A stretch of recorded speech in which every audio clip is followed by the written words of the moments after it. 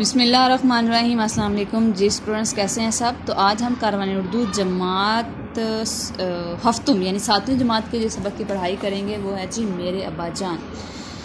मेरे अब्बा जान में इलामा इकबाल के बारे में बताया गया है और उनके बेटे जावेद इकबाल ने अपने वालिद के जो हालात ज़िंदगी थी उसके बारे में हमें मुकम्मल जो है उससे आगाही दी है। सबक का आगाज़ करते हैं। इकबाल, इसमें कोई शक नहीं, दुनिया की नज़र में एक मुमताज़ शायर, फ़लसफ़ी और पैगाम बर की हैसियत रखते हैं, लेकिन इन सब बातों के बावजूद वो एक इंसान भी थे। एक ऐसे इंसान जिसका घर हो, बीवी हो और जिसे अपने बच्चों से मोहब्बत हो। जहाँ तक मेरी ज़ात का ताल्लुक़ है, मैं इनसे मोहब्बत करने के बजाय खौफ ज़्यादा खाता था। मैं बचपन में बेहद शरारती था। ये जावेद इकबाल बात करें अपने वालिद इलामा इकबाल के बारे में। पढ़ाई से भी कोई ख़ास दिलचस्पी ना थी, मगर अब्बा जान से मैंने बहुत मार खाई। मेरे लिए उनकी झिड़क ही काफ़ी हुआ करती थी। अब्बा जान जब कभी नाराज़ होते तो उनके मुंह से यही अल्फाज निकलते, अहमक आदमी, बेवकूफ़।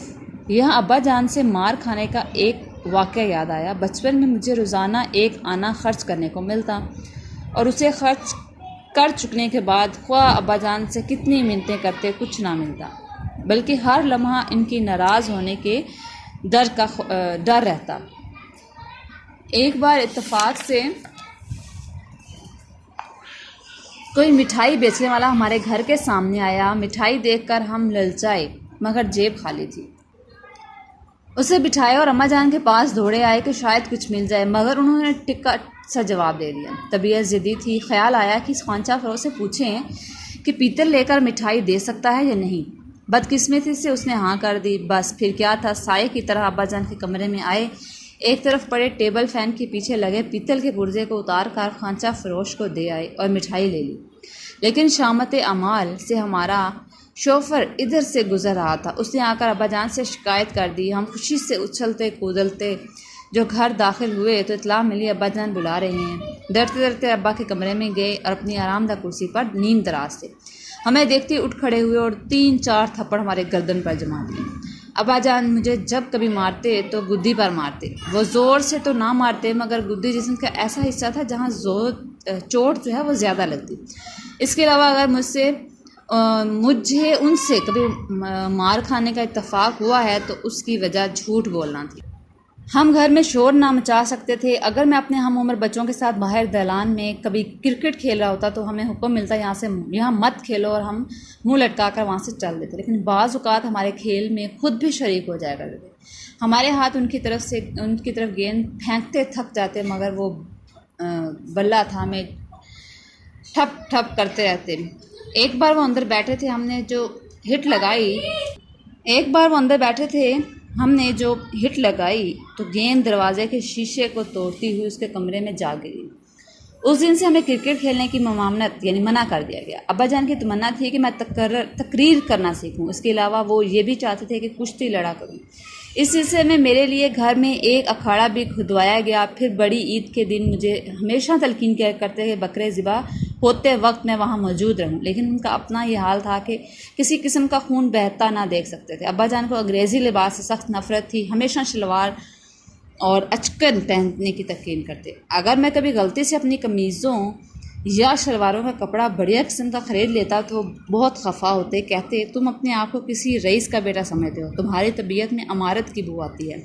अगर तुमने अपने ये अंदाज़ ना छोड़े तो मैं तुम्हें खद्दर के कपड़े पहना दूँगा। मेरे लिए 12 आने से ज़ायद कमीज़ का कपड़ा ख़रीदना या 8 रुपये से ज़ायद के नोट ख़रीदना जुर्म था। बूट ख़रीदना जुर्म था, जिसकी सज़ा काफ़ी कड़ी थी। वैसे अगर उन्हें कभी यह मालूम हो जाता कि मैं आज पलंग पर सोने के बजाय फ़र्श पर सोया हूँ तो बड़े खुश होते। अपनी ज़िंदगी में सिर्फ़ एक बार उन्होंने मुझे बायोस्कोप देखने की इजाज़त दी। वो एक अंग्रेज़ी फ़िल्म थी जिसमें नेपोलियन का इश्क दिखाया गया था, मगर मुझे याद है कि अब्बा जान को ये ना बताया गया, बल्कि कहा गया कि इस फिल्म में नेपोलियन के हालात ज़िंदगी है। अब्बा जान दुनिया भर के जरी सुपर स्टारों से वालाहाना अकीदत रखते थे। मुझे अक्सर खालिद बिन वलीद और फ़ारूक आज़म रज़ियल्लाहु अन्हु की बातें सुनाया करते थे।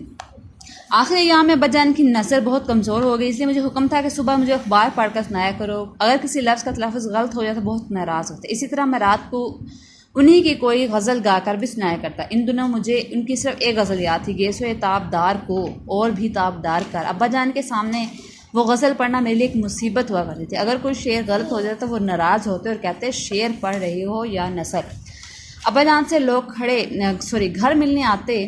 हर शाम अहबाब की महफ़िल जमा करती, उनकी चारपाई के गिर्द बहुत सारी कुर्सियाँ रखी होती और लोग उन पर बैठ जाते। आप चारपाई पर ही लेटे उनसे बातें करते। मुझे ख़ास तौर पर हुक्म था कि कोई मवासा हो रहा हो तो मैं वहाँ मौजूद रहूँ, लेकिन मुझे इन बातों से कोई दिलचस्पी ना थी। मैं अपना मौका पाकर वहाँ से खिसक जाता, जिस पर उन्हें बहुत रंज होता और अपने अहबाब से कहते ये लड़का मेरे पास बैठने से गुरेज करता है। अब वो तन्हाई भी महसूस करने लगे थे। अक्सर अफसरदगी से कहा करते मेरा सारा दिन यहाँ मुसाफिरों की तरह पड़ा रहता हूँ, मेरे पास कोई नहीं बैठता।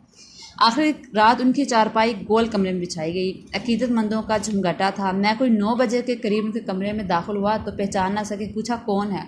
मैंने जवाब दिया मैं जावेद हूँ। हंस पड़े, फिर बोले जावेद बनकर दिखाओ तो जाने। फिर चौधरी मोहम्मद हुसैन से मुखातिब हुए, चौधरी साहब इसे जावेद नामा के आखिर में वो दुआ खताब बा जावेद ज़रूर पढ़वा दीजिएगा। इस रात हमारे यहाँ बहुत सारे डॉक्टर आए हुए थे। हर कोई हरासा दिखाई देता था क्योंकि डॉक्टरों ने कह दिया था कि आज की रात बहुत मुश्किल से गुजरेगी। कोठी के सहन में कई जगहों पर दो तीन टोलियों में लोग खड़े बहम सरगोशियाँ कर रहे थे। अब्बा जान से डॉक्टरों का ये जवाब मख्फी रखा गया, मगर वो बड़े तेज़ फहम थे।